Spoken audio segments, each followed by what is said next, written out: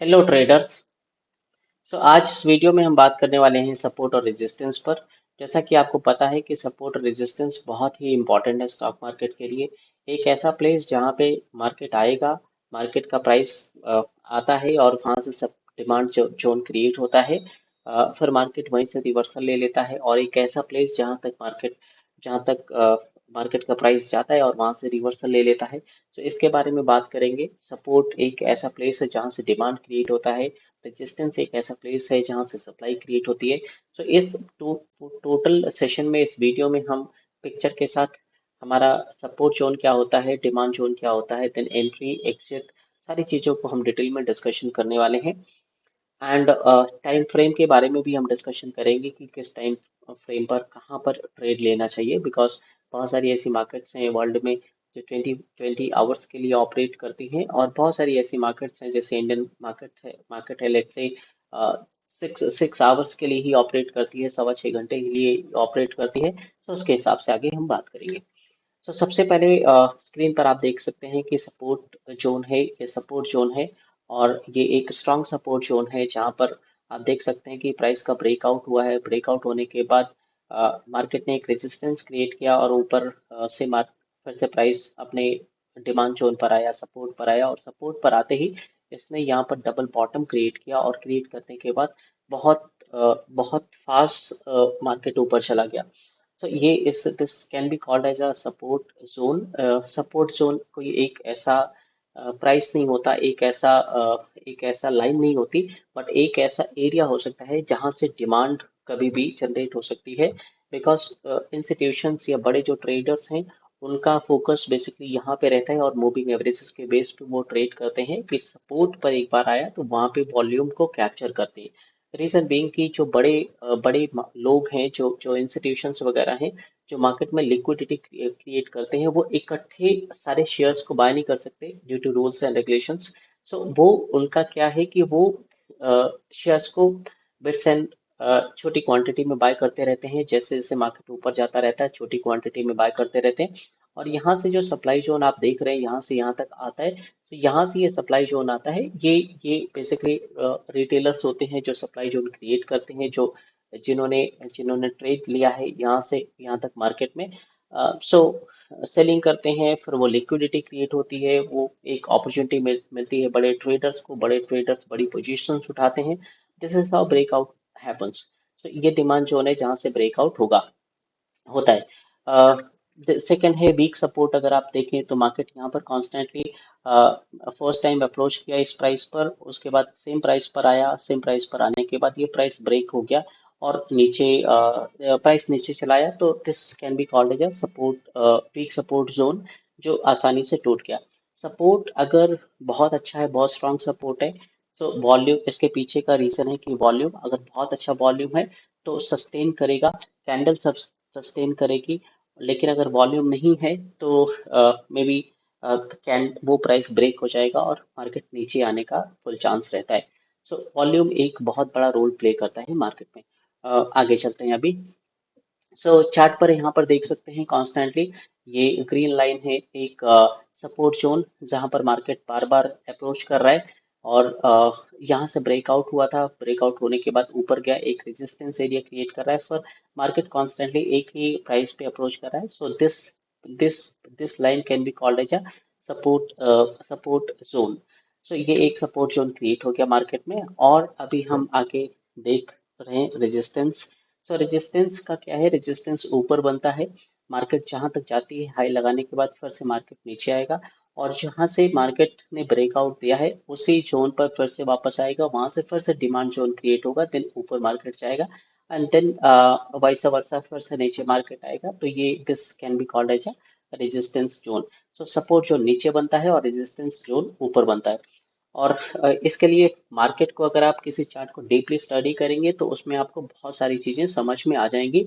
Because chart बहुत बड़ा होता है तो समझने में थोड़ा मुश्किल होती है, बट आपको ये सब ड्राइंग बनानी पड़ेगी, छोटी छोटी ड्राइंग्स बनानी पड़ेंगी जिससे आपको समझ में आएगा। फॉर एन एग्जांपल, मैं मान लीजिए यहाँ से ये मार्केट नीचे आया, तो ये मेरा रेजिस्टेंस जोन बन गया, फिर से नीचे आया, फिर मार्केट ऊपर गया, then it again become resistance zone. So छोटे छोटे प्राइसेस पे, छोटे छोटे मोमेंट्स पे सपोर्ट और रेजिस्टेंस जोन्स क्रिएट होते रहते हैं, that can be called as a price action.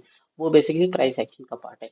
लेकिन जहां से मार्केट डिमांड जनरेट करती है वो है सपोर्ट जोन, और जहां से मार्केट सप्लाई लेकर आती है, जहां पे मार्केट मार्केट में, वो है रेजिस्टेंस जोन। सो यहाँ पर चार्ट में आप देख सकते हैं कि ये सपोर्ट जो जो होता है, ये एक जोन होता है, और इसका एक रीजन है वॉल्यूम। यहाँ पे आप देख सकते हैं कि वॉल्यूम का साइज बहुत बड़ा है। ये यहाँ पर बुल मोमेंट है, मार्केट ने ब्रेकआउट दिया, ब्रेकआउट देने के बाद बहुत बड़ा वॉल्यूम है। यहाँ पे बहुत सारे लोग पार्टिसिपेंट्स हैं, बड़े लोग पार्टिसिपेंट्स हैं, बड़े इंस्टीट्यूशंस हो सकते हैं इसके पीछे। और मार्केट बार बार यहीं पे सेम लेवल पे अप्रोच कर रहा है। और अगेन जब फोर्थ टाइम आता है तो फिर से मार्केट में ब्रेकआउट आता है। आप यहाँ पे ध्यान से देखें तो डब्ल्यू पैटर्न का फॉर्मेशन हुआ, फॉर्मेशन होने के बाद यहाँ पे दो एक ट्रेंड लाइन का रेजिस्टेंस ये फॉर्म हुआ था, देन सेकंड का ये फॉर्म हुआ था, दोनों को मार्केट ने ब्रेक करके ऊपर जाके ट्रेड करने लगा। And this is also supported by volumes, heavy volumes. आप देख सकते हैं कि यहाँ पे ग्रीन वॉल्यूम्स कैसे दिख रहे हैं। अ, थोड़ा आगे चलते हैं। यहाँ पर अगर आप देखें तो यहाँ पर हैवी वॉल्यूम है। दिस इज द इंडिकेशन कि हैवी वॉल्यूम वॉल्यूम है, और यहाँ से मार्केट ने ब्रेकआउट दिया। यहाँ पर एक सेलिंग का वॉल्यूम आप देख सकते हैं कि जहाँ से एक शार्प सेलिंग क्रिएट हुई है, देन ये सेलिंग से प्राइस सपोर्ट जोन पर आया फिर से, लेकिन डिमांड जोन क्रिएट हुई, अगेन सपोर्ट जोन पर आया, और फिर से सपोर्ट जोन पर आया, लेकिन कॉन्स्टेंटली डिमांड क्रिएट होता रहा यहाँ से, और मार्केट ऊपर चला गया।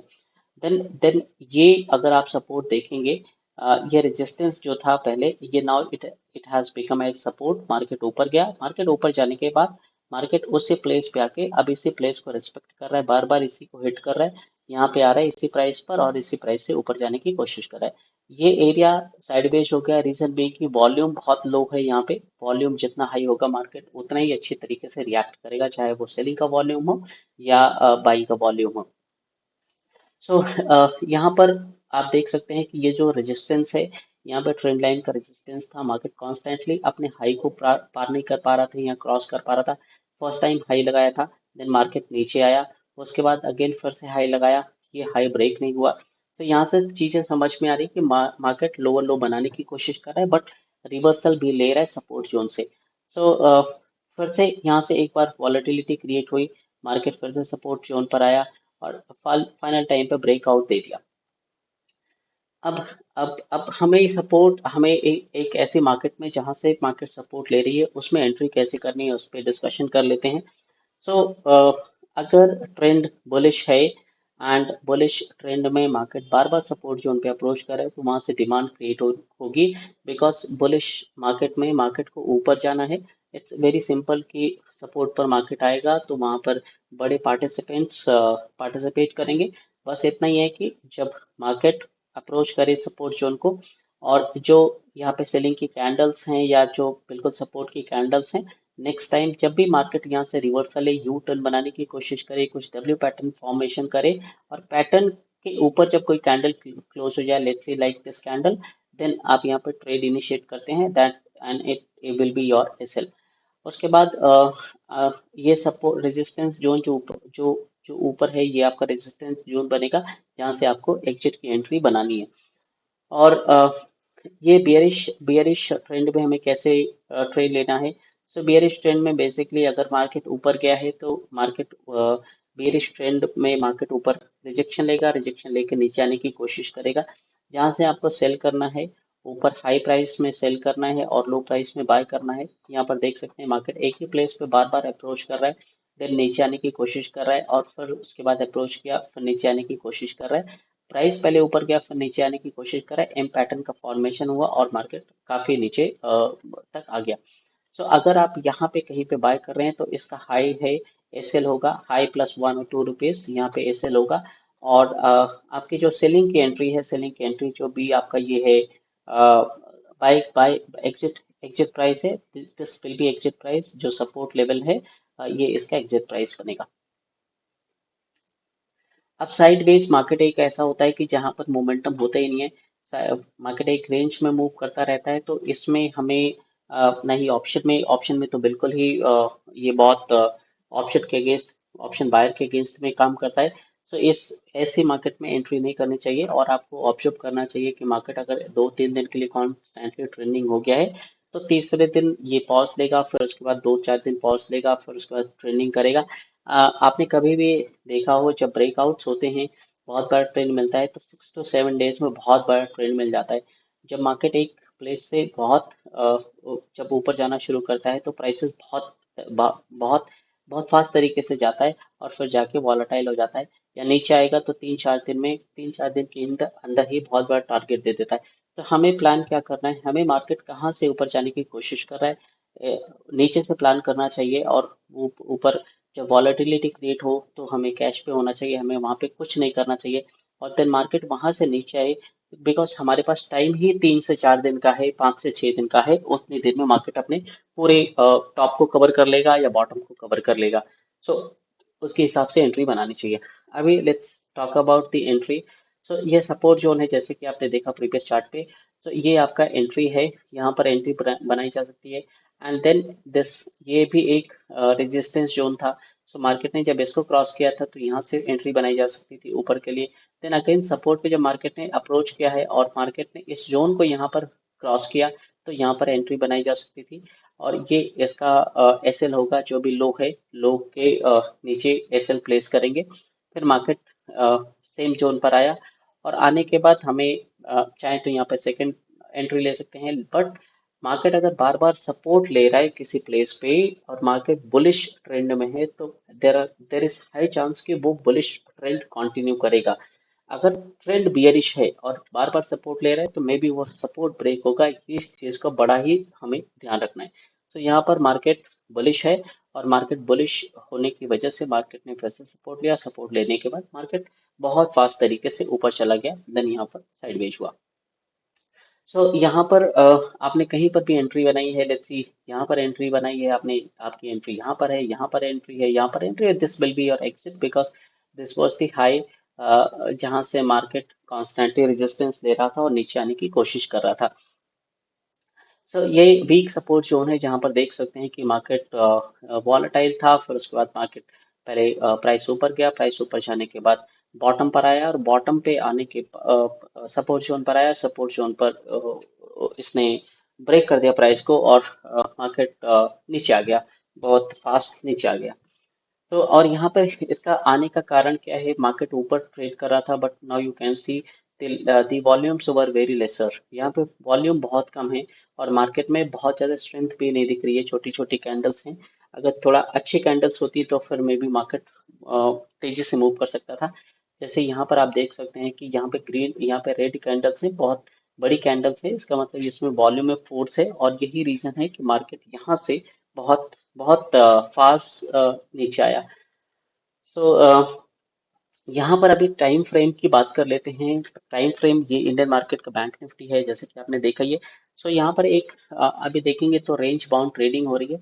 सो यहाँ पर अगर आप देखेंगे ये कैंडल है, तो पिछले कई दिनों से मार्केट पहले ट्रेंडिंग हुआ, ट्रेंडिंग होने के बाद ये आके एक लेवल में अभी यहाँ पे घूम रहा है मार्केट।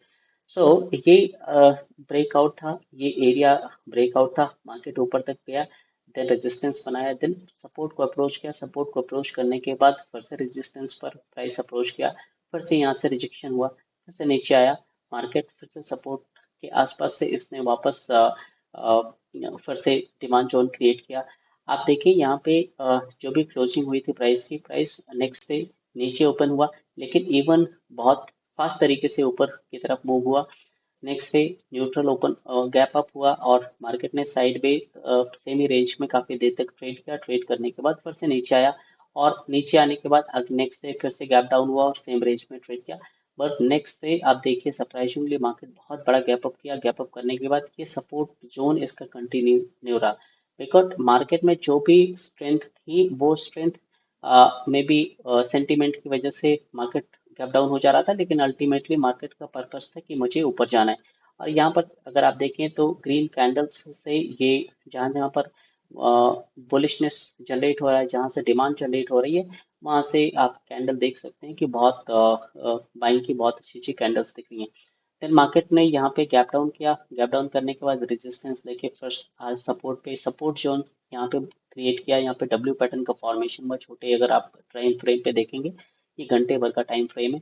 देन ऊपर गया। सो इंडियन मार्केट अगर आप देखें ओवरऑल तो 6 घंटे 15 मिनट के लिए ही ओपन रहता है। अब यहाँ पे ट्रेड करना बहुत मुश्किल है इंडियन मार्केट में, बिकॉज एक कुछ देर के लिए डिमांड जोन क्रिएट होगा, डिमांड आएगा। लेट्स से आप एक ऐसा मार्केट देख लीजिए जहाँ पे आपको डिमांड कहीं पे दिखेगा नहीं, सप्लाई दिखेगा नहीं, मार्केट बहुत धीरे धीरे करके मूव करेगा, तो ये क्रूशियल होता है ऑप्शन बायर के लिए। लेकिन यस, अगर आपको वेट करना आता है मार्केट में, आप वेट करिए मार्केट ओपन हो जाए, या तो मार्केट अप्रोच करे हाई को जहाँ से रेजिस्टेंस लेके नीचे आए, या मार्केट अगर न्यूट्रल ओपन हो वहाँ पे या आसपास में कल की क्लोजिंग के आसपास में ओपन हो और कुछ डब्ल्यू पैटर्न का फॉर्मेशन करे, तो आप उसको उसका वेट करो, उसका वेट करने के बाद आपको रिवॉर्ड अच्छा मिलेगा। बट बहुत ज्यादा ट्रेड प्लान करने की जरूरत नहीं है, सुबह मार्केट ओपन करते ही ट्रेड पंच नहीं करना है। Let's have a look on the market कि मार्केट क्या कर रहा है, उसके बाद ही हम उसमें एंट्री और एंट्री का प्लान करेंगे। अदरवाइज मार्केट को छोड़ देंगे। अगर कहीं मार्केट जा रहा है तो जाने दीजिए, कोई बात नहीं, एटलीस्ट लॉसेस नहीं होंगे। लेकिन एक अच्छा एंट्री अगर आप प्लान करेंगे, डब्ल्यू पैटर्न का वेट करेंगे, एम पैटर्न का वेट करेंगे, तो वहां से एक अच्छा खासा आपको आउटपुट मिल सकता है। ये हम चार्ट पर भी, मैंने मेरी बहुत सारी वीडियोस हैं जहाँ पर आप चार्ट पर भी देख सकते हैं इस चीज़ को। उसके बाद मैं थोड़ा बात करता हूँ गोल्ड की। गोल्ड ये इंटरनेशनल मार्केट है जहाँ पर आप देख सकते हैं कि चार्टिंग कितने स्मूथ है यहाँ पे।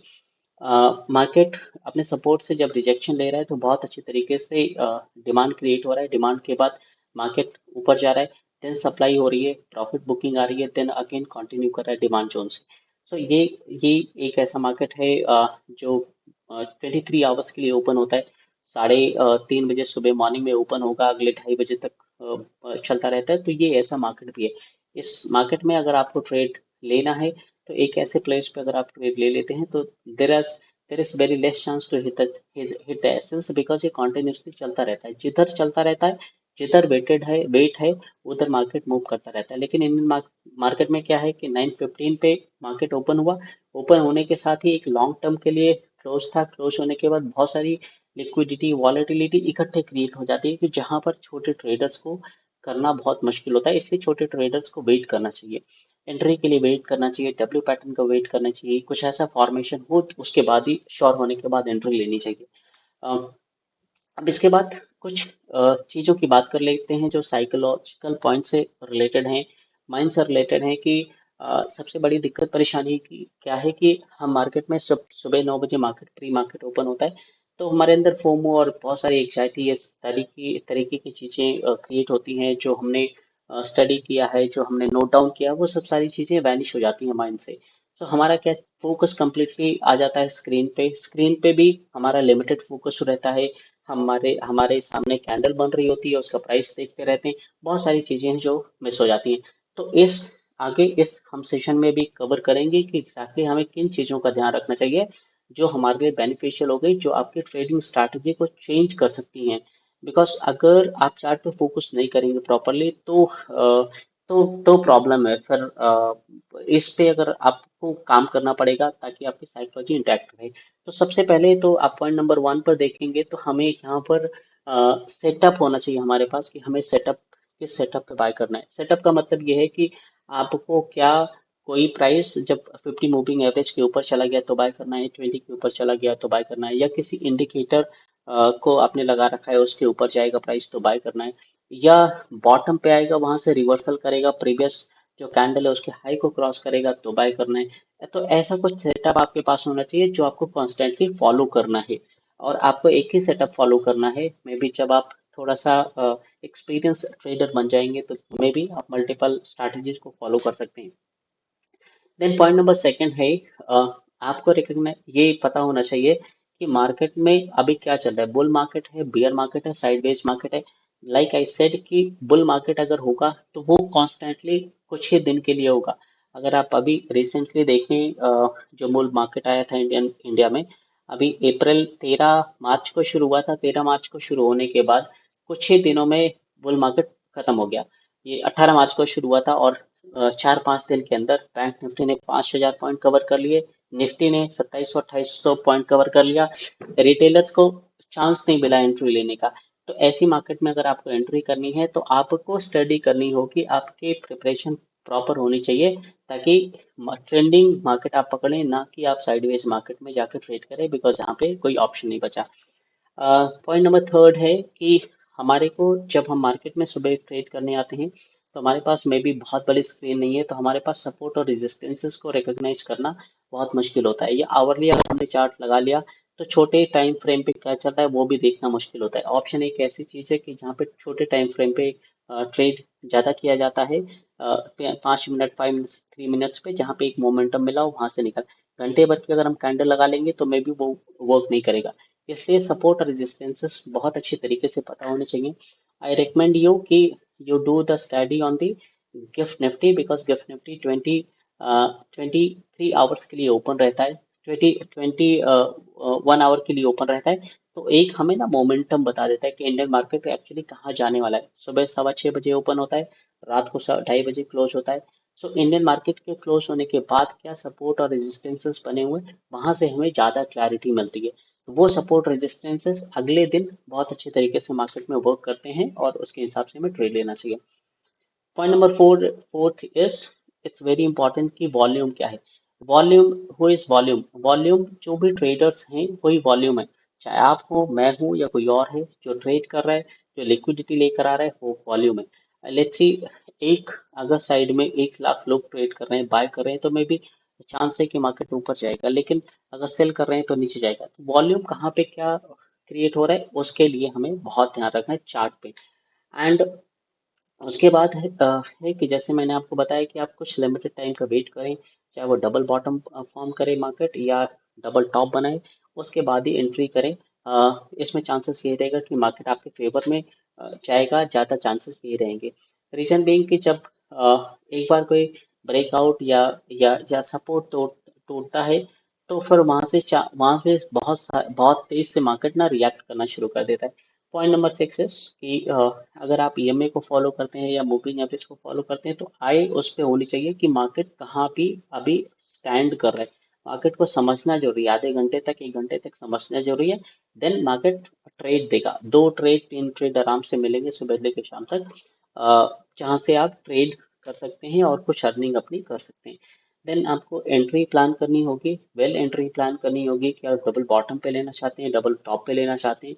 फिर वहां से एग्जिट प्लान करना होगा कि आप क्या रेजिस्टेंस पे एग्जिट लेना चाहते हैं या सपोर्ट पर लेना चाहते हैं, या उसके ऊपर का भी प्लान कर रहे हैं। अगर मार्केट लगता है पोटेंशियल है मार्केट में, मार्केट ट्रेंड के अकॉर्डिंग, तो आप उसको होल्ड भी कर सकते हैं।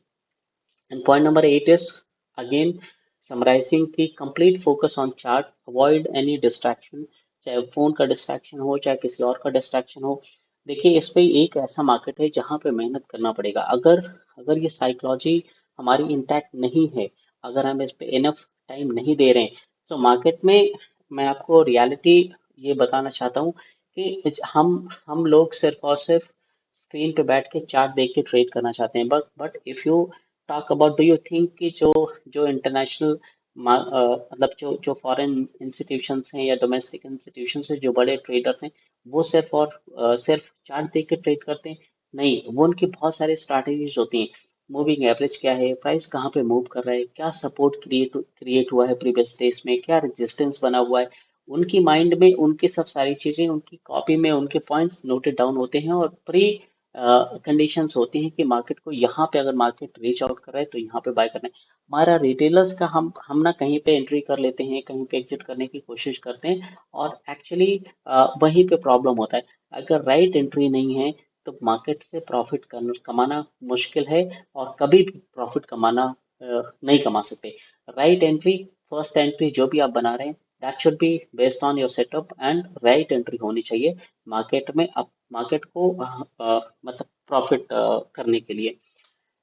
सो समराइज एक बार कर लेते हैं कि क्या क्या हमने डिस्कशन किया। एक तो सपोर्ट रेजिस्टेंस क्या होते हैं, कितना सपोर्ट रेजिस्टेंस कैसे सपोर्ट होता है वॉल्यूम के साथ। देन कैसे इसको रिकग्नाइज करते हैं, वॉल्यूम क्या आया हुआ है मार्केट में, उसके हिसाब से थोड़ा सा इसको हम रिकग्नाइज भी कर लेते हैं। देन एंट्री पॉइंट क्या होना चाहिए, एग्जिट पॉइंट क्या होना चाहिए, and last thing is mind makeup. आपका माइंड क्या कह रहा है? 70% माइंड आपका क्या कह रहा है? आपका माइंड कह रहा है कि आपका माइंड बायस है, नॉन बायस है, तो वो सब सारी चीज़ों को आपको क्लियर करना होगा। और try to take the feedback. अगर आपको कोई आपका फ्रेंड है जो सेम लाइन में है, उससे आप अपने स्ट्रैटेजीज को डिस्कस कर सकते हैं कि भाई मैं ये कर रहा हूँ, क्या मेरा ये मेरे हिसाब से सही है या नहीं सही है, आप मुझे बताओ। मे बी आप कॉन्टिन्यूसली अगर लॉस कर रहे हैं तो उसको भी डिस्कशन करना जरूरी है कि मेरे साथ ये हो रहा है, तो मे बी सामने वाले से गाइडेंस आपको आ सकता है। So thank you so much. आज के वीडियो में इतना ही। और आपसे रिक्वेस्ट है कि चैनल को, अगर वीडियो अच्छा लगा हो तो चैनल को सब्सक्राइब कर दीजिए और वीडियो को लाइक कर दीजिए। एंड मिलते हैं नेक्स्ट वीडियो में। Thank you so much.